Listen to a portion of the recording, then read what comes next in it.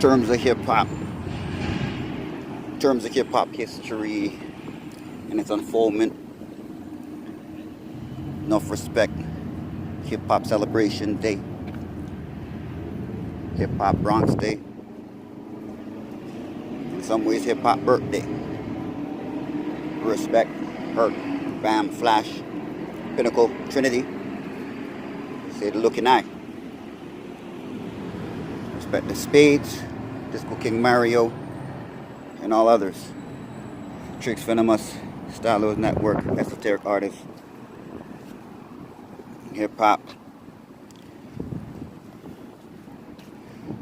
Too much over the years was put towards, you say, emphasis on the party itself, calling it a culture, but in presentation, the party was, should have called it a party or call it a music.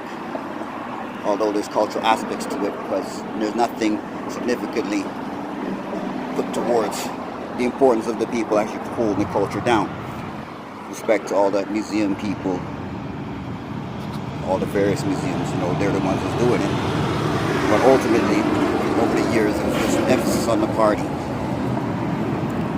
I gave props or a special place, personally, Disco King Mario, because back then he was dealing with the community. I'm not saying nobody else was, but it's from this perspective, he's been doing it in such a way that it got on the news, which means he's been doing it, or at least he's been visibly doing it, you know, as a hip-hopper pioneer, you know.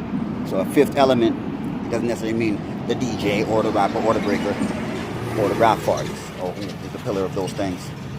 It'll always be the three trinity in terms of, you know, when it tipped off and went to the next level, Herc's party, Bam's contribution, Flash, etc. But ultimately, in terms of the culture word, Disco King Mario is definitely there with it. You know what I mean?